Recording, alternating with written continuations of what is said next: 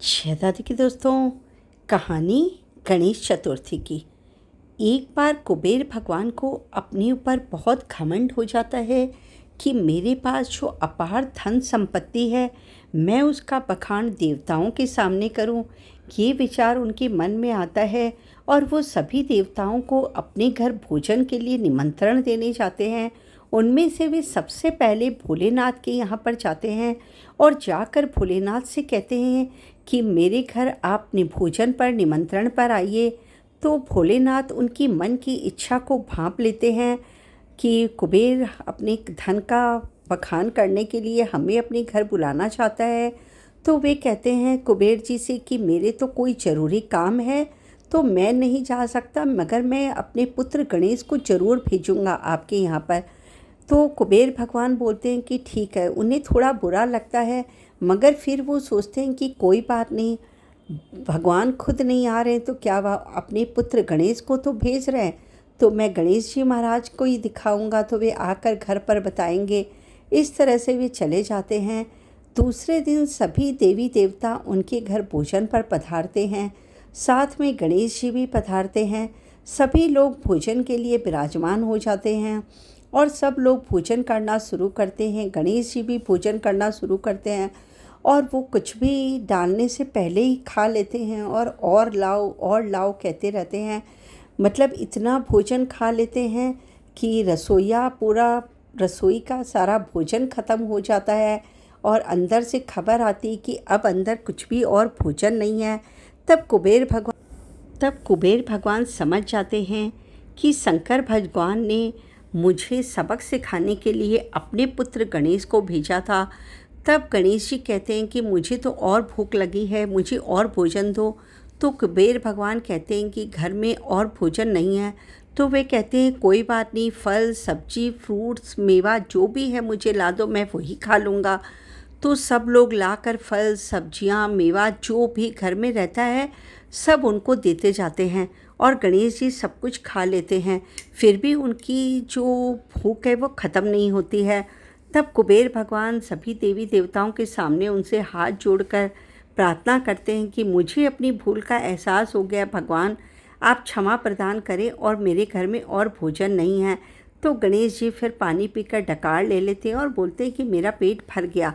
ये देखकर फिर सारे देवी देवता भी वहाँ से भोजन कर चुके होते गणेश जी से पहले ही। तो वे सभी वहाँ से प्रस्थान करते हैं और सभी ने तो हल्का फुल्का भोजन किया था और उनकी सवारियाँ भी गणेश जी से कुछ अलग थी। तो वे सब फटाफट अपनी सवारियों में बैठकर और अपने अपने लोक की तरफ चले जाते हैं। मगर गणेश जी ने तो इतना ज़्यादा खा लिया था कि वो बड़े धीरे धीरे चल रहे थे, उनका वजन भी बढ़ गया था, पेट भी फूल गया था। तो वे बहुत धीरे धीरे चल के अपनी जो सवारी है मूसक, उसके पास आते हैं।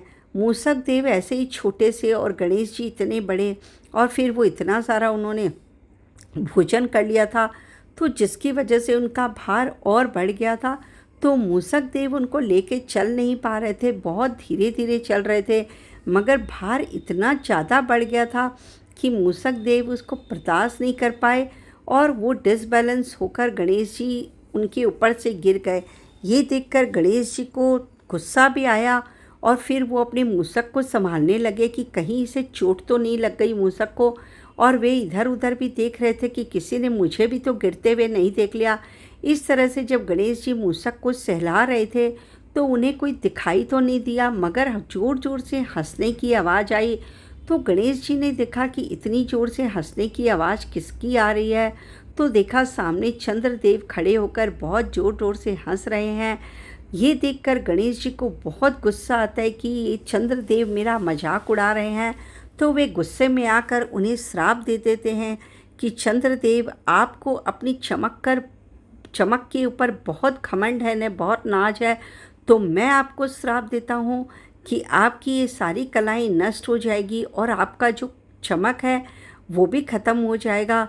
इस पर चंद्रदेव को तुरंत ही अपनी गलती का एहसास हो जाता है और वे गणेश जी के आगे हाथ जोड़कर खड़े हो जाते हैं और बोलते हैं कि मुझे क्षमा करें गणेश जी, मुझसे बहुत बड़ी भूल हो गई है, मैंने आपका मजाक उड़ाया, आप कृपा करके मुझे क्षमा प्रदान करिए। मगर गणेश जी नहीं मानते हैं, पर बार बार चंद्रदेव के क्षमा मांगने पर, गिड़गिड़ाने पर गणेश जी का मन पिघल जाता है और वे उसको बोलते हैं कि ठीक है, मेरा दिया हुआ श्राप पूरी तरह से तो ख़त्म नहीं हो सकता चंद्रदेव, मगर मैं आपको इतना बोलता हूँ कि महीने में एक बार ऐसा दिन आएगा जब आप एकदम लुप्त हो जाएंगे, किसी को भी दिखाई नहीं देंगे, आपकी कोई भी कला काम नहीं करेगी, ना आपका जो ये चमक है ये काम करेगी। वो अमावस्या का दिन होगा जब आप किसी को भी दिखाई नहीं देंगे, आप बिल्कुल से लुप्त हो जाएंगे, आपकी जो चमक है वो एकदम ख़त्म हो जाएगी। तो चंद्रदेव इस पर राजी हो जाते हैं कि ठीक है, मैं महीने में एक बार नहीं दिखाई दूंगा, कोई बात नहीं। तब गणेश जी महाराज कहते हैं कि एक और बात है चंद्रदेव, कि आज भादव महीना की चौथ है, आज को गणेश चतुर्थी कहा जाता है। आज के दिन मेरा जन्मदिन है और मेरे जन्मदिन के दिन आपने मेरा मजाक उड़ाया है, इसलिए आज के दिन ये श्राप आप पर कुछ अलग तरीके से लागू होगा।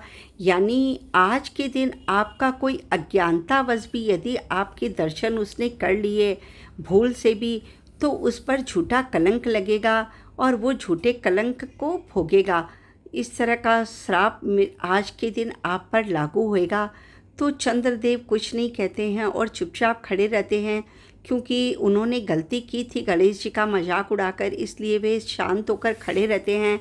फिर गणेश जी कहते हैं कि मुझे आप पर एक प्रसन्नता भी हुई है कि आपने अपनी भूल का एहसास तुरंत हो गया, आपको अपनी भूल का एहसास तुरंत हो गया और आपने अपनी गलती को मानकर मुझसे क्षमा मांगी है, जिससे मैं बहुत खुश हो गया। इसलिए मैं आज आपको एक वरदान भी देना चाहता हूँ। वो ये है कि कोई भी जो चौथ का व्रत करेगा वो चांद को अर्घ देकर ही, यानी आपका दर्शन करके आपको अर्घ देकर ही भोजन ग्रहण करेगा, तभी उसका चौथ का व्रत पूर्ण होगा, वरना नहीं होगा। इसीलिए दोस्तों, गणेश चतुर्थी के दिन अज्ञानतावश भी यदि किसी को चांद के दर्शन हो जाते हैं तो उसके ऊपर कोई भी चाहे छोटा मोटा ही हो, झूठा कलंक जरूर लगता है। तो इसलिए आपको ध्यान रखना चाहिए कि गणेश चतुर्थी के दिन चंद्र दर्शन न करें, और अगर कोई कारण से आपका चंद्र दर्शन हो भी गया है तो राजा सत्यजित की कथा, जो सिमंतक मणि की कथा है, वो ज़रूर सुन लें और गणेश जी महाराज के आगे नाक रगड़ के माफ़ी मांग लें। वो राजा सत्यजित की कथा सुनने मात्र से उस कथा को ऐसा वरदान है कि जो भी राजा सत्यजित की कथा को सुनेगा उसके ऊपर गणेश चौथ पर जो भूल से भी चांद देखने की वजह से जो कलंक लगने वाला होगा या लग चुका होगा वो दूर हो जाएगा। अगर आपको सिमंतक मणि की कथा आपके पास है तो आप अपने आप सुन सकते हैं, वरना मेरे चैनल पर भी सिमंतक मणि की सत्यजित भगवान की कथा है, आप सुन सकते हैं। दोस्तों, आपको मेरी जानकारी कैसी लगी दोस्तों, मुझे कमेंट बॉक्स पर ज़रूर बताइएगा। अगर वीडियो अच्छा लगा हो तो प्लीज़ लाइक के बटन को दबा दीजिएगा, और अभी तक अगर आपने मेरे चैनल को सब्सक्राइब नहीं किया तो प्लीज़ इसे सब्सक्राइब कर दीजिएगा। जय दादी की।